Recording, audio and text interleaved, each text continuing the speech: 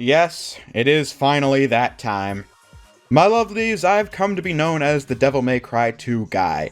I'm not nearly arrogant enough to think I have the most amount of playtime on this game of everyone on the planet, but to say I haven't played this game a lot would indeed be a lie. Something I've been casually mentioning for the last few years is that I've been working towards getting every single S rank in the game. I never recorded any of it, so this time we had to start back from the beginning on my PlayStation 3 save file and take it from there. I wasn't really sure it was going to happen when I decided to add this video to my schedule a few months back, as this will be my final video on Devil May Cry 2. Will it be the day I epically declare how good the game is after getting every single S rank, or am I going to gloriously flame out and admit the game sucks? Well, I suppose there's only one way for you, audience member, to find out, and that would be while watching the video. Devil May Cry 2 rates the players at the end of every single mission strictly on these 5 categories. Clear time, which should be fairly obvious. Defeat the mission in a timely fashion. So therefore, getting an S in this category should be pretty easy if you ask me. This means don't waste time grinding for style points if you think that would help you.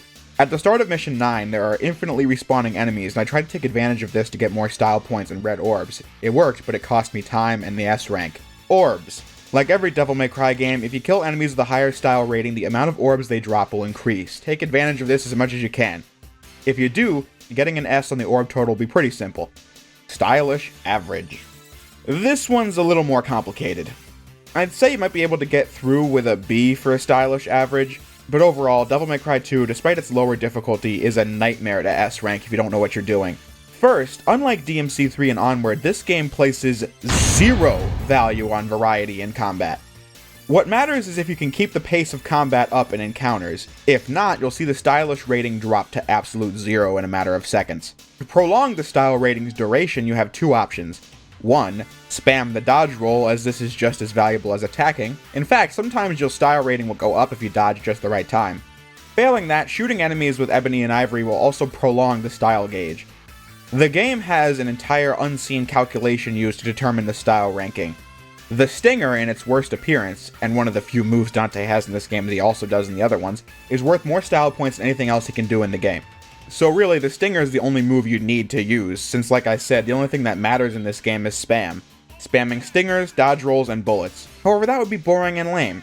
I'll use the Stinger as much as I need it, but besides that, I'll do real combos to make the challenge more challenging as much as I can, and because I need to flex. I mean, I didn't spend over 100 hours in this game just to spam. Roll the clip.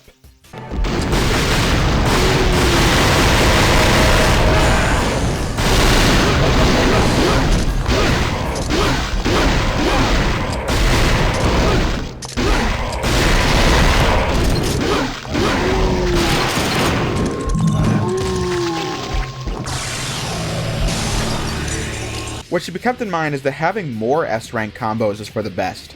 Long S-rank combos work, but I prefer getting 2 or 3 S-ranks in a combat scenario if I can. Getting a combo that stops at don't worry or come on will most certainly count against you, however you can live with it if you have more showtimes overall.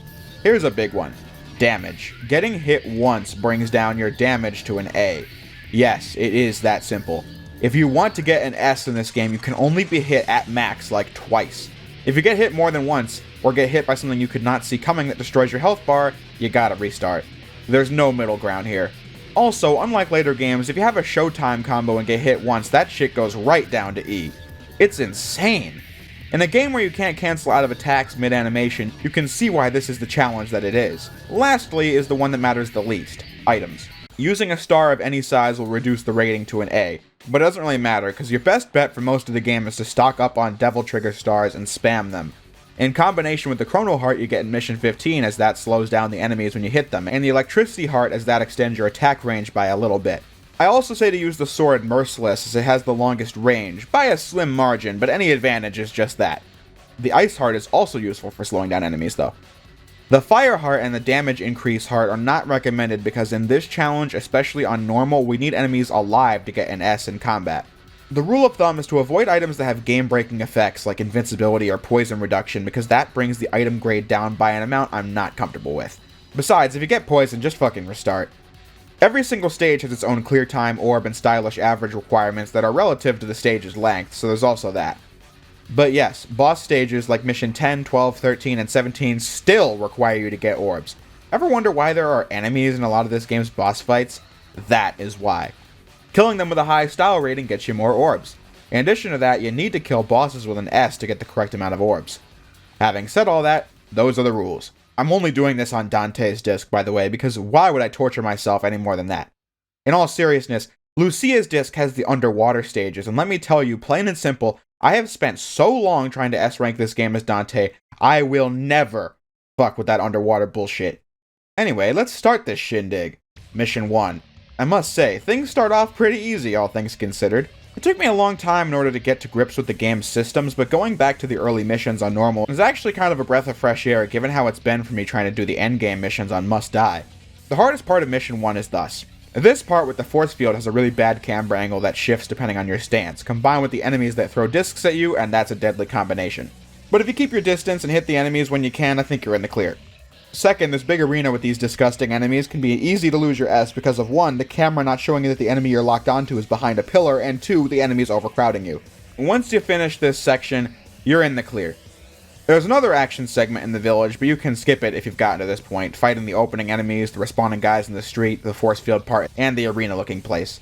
Then you're in the clear for the first S rank. Mission 2 is where I first realized that getting an S can be done with style ranks below S itself in the mission itself.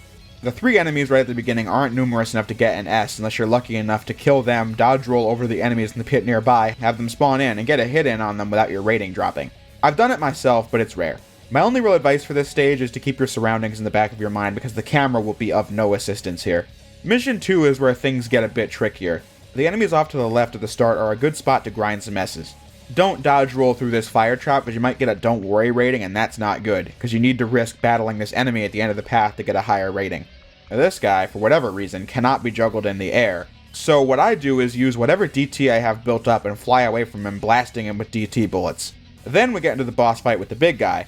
When he spins towards you from the air, it's a hard attack to dodge, so be careful. And also be mindful of his roof-shaking attack, as it will cause glass to drop that evidently hurts Dante so bad that he loses 5 whole style ratings.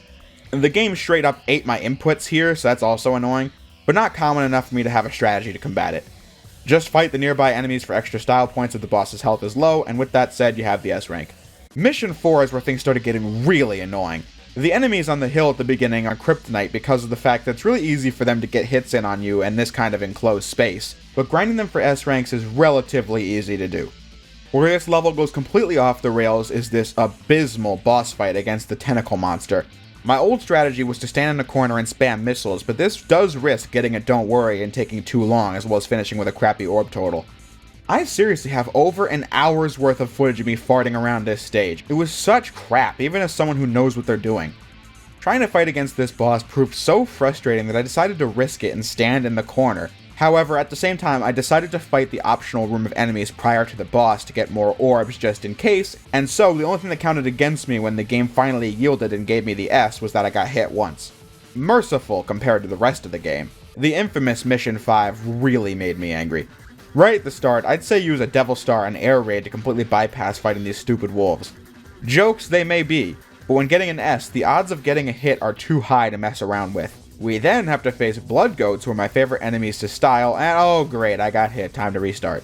And then I tried to save some DT and fought the wolves on the ground. Hey look, I got hit, time to restart.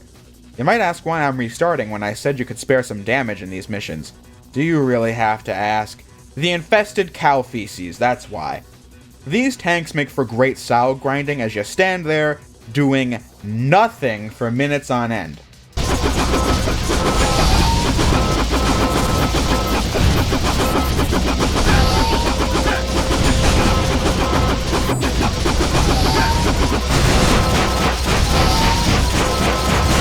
I would hit the weak spot on the top to kill them twice as fast, but then the minigun will hurt you, and you know what that means. The other tanks provide a consistent annoyance as you'll be sniped by missiles you couldn't possibly see coming, and with that your S rank will evaporate. The ensuing chase scene is easy to get through, but then we have the ending of Mission 5, the infested chopper. I was doing so well at this godforsaken stage, and then this happened. I was maintaining my distance, blunting style with the bullets as to not get a don't worry, which would require me to have to further risk damage to try and get up there to get at least a bingo, and then 2 missiles were fired from that damn chopper, and I could not possibly see them coming. And that wiped out a chunk of my health bar, and then I got an S in every category except damage, where I went from an S to a C in one hit. So yeah, my strategy works, just don't get hit by stray missiles. Oops, restart. I was so angry when that happened, and that led to numerous restarts during the evil tower fight, as phase 1 might as well not even warrant you trying, because these bats that fly out will be impossible to dodge at close range, killing whatever good shit you did up to that point.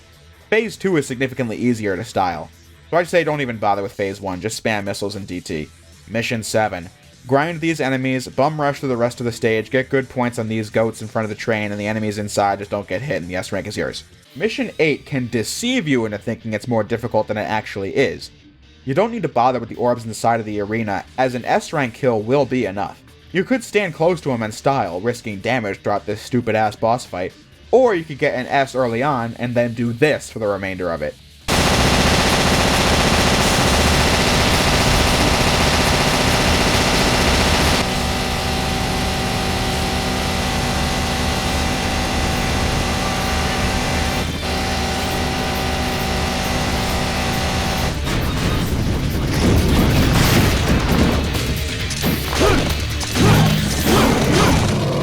What a game, guys, what a game. Now, of course, you can't do that on Dante Must Die on hard mode, but in those cases it just feels damn near luck-based.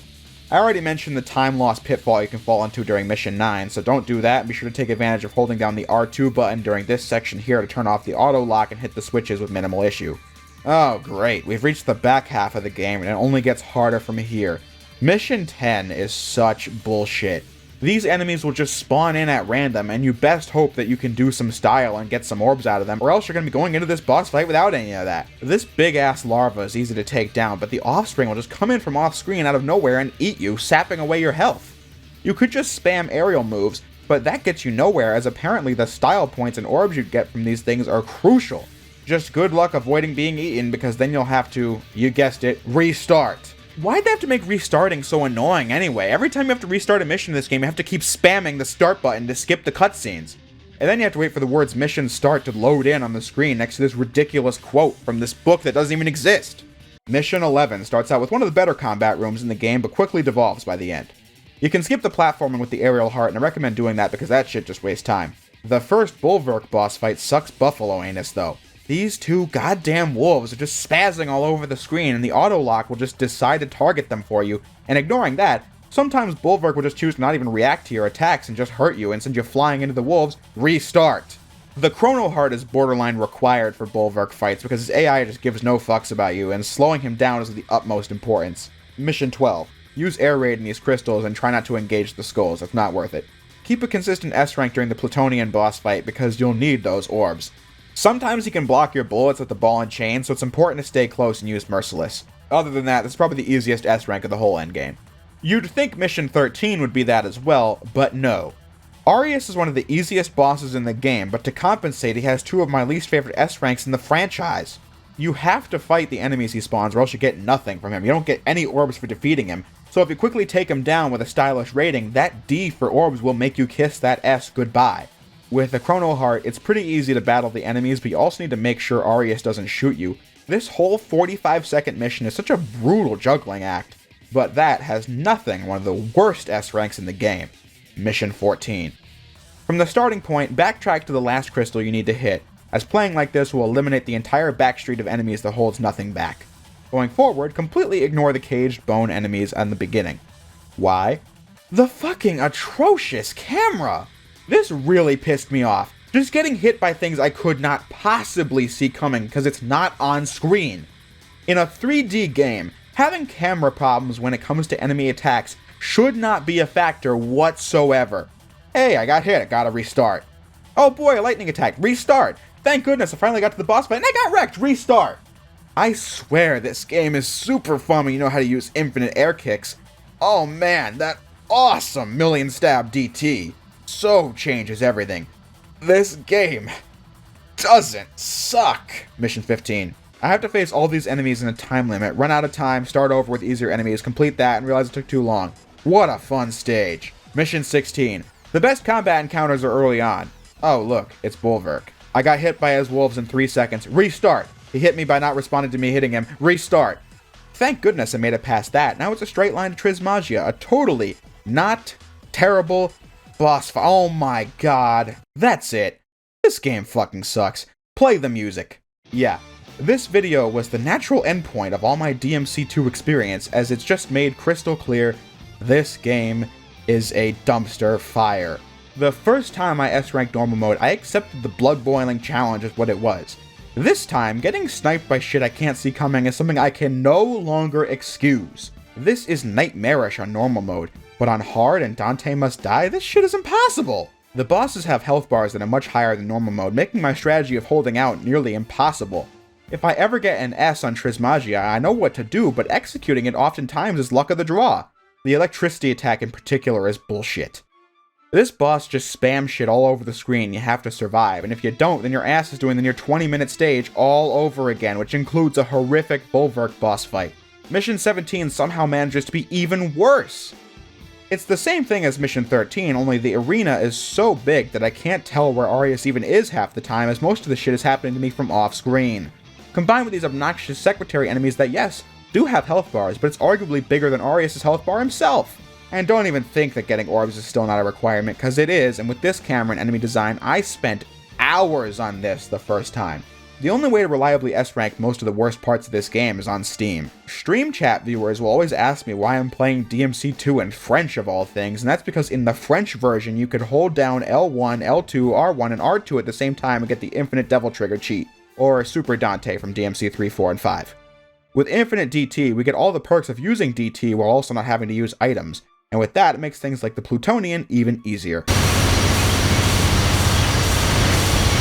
But like, what the hell kind of game is this? Oh wow, I discovered Dante can do infinite air kicks, great, but how's the game? Trash, because bosses like this, and this exist. Dante, get his ass out of here. King? Yeah. Here's your crown. But we're finally at the last level. Simple in theory, difficult in execution. Here, collect the green orbs right away at the beginning because those are the only ways you get an S for orbs, and they only count as currency if you're at max health. Besides that, circle around the arena shooting Phantom to death, dodging his attacks, stand at a safe distance and shoot down the Mission 8 guy. Yes, this is seriously in the game. Slice down the Mission 3 guy, hoping he doesn't hit you first. While any of these guys are dying, be sure to hit their fading out bodies because that still counts towards style before they're completely gone. Dodge and shoot Griffin and save the Evil Tower and Tentacle for last because they're the only ones that are hard to dodge, especially with other enemies surrounding them. But if you built up some stylish ratings, don't even bother with the spare embodied, fly above him and shoot him with ice. Can you imagine doing this to Mundus or Sanctus or Virgil, and Virgil? But with that, you'll have fully S-ranked Devil May Cry 2, and with the infinite DT codes, may these tricks allow you to do it on the other difficulties too, as we will all question our life decisions.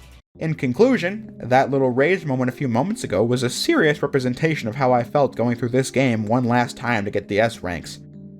Does this make everything I say about DMC2 up to this point null and void? Not necessarily. I still have a soft spot for this game for the interesting discussion it's brought out of me and the amount of playtime I put into it, but this is something you can trace throughout my videos in this series. I went from pretending this was some kind of underrated game because I found some shotgun combos, to saying I wanted the game remade, which I still do. I think it would be awesome to see a bad game get remade, but yes, this game is absolutely awful. Putting effort into the combat gets old after a while and loses its hipster appeal when it's the same shit over and over. S-ranking the game is a disaster, and overall it's a game where none of it even matters because standing there and shooting is a strategy that actually works in the first place. Good games just don't work like this. I still defend Mega Man X3 because I think that game was legitimately good, right up there with X1, 2, and 4. I think Sonic Heroes is actually good, no strings attached. But my Devil May Cry 2 segments have always come with the admission that the game isn't good, because it's not. I still like it more than X7, I don't want to burn it to the ground like that game if you catch my drift. I still think it displays a fascinating amount of talent from the devs, given how quickly this turd was polished, and it's an important game in the history of Devil May Cry, and I'm sure I'll play it again at some point.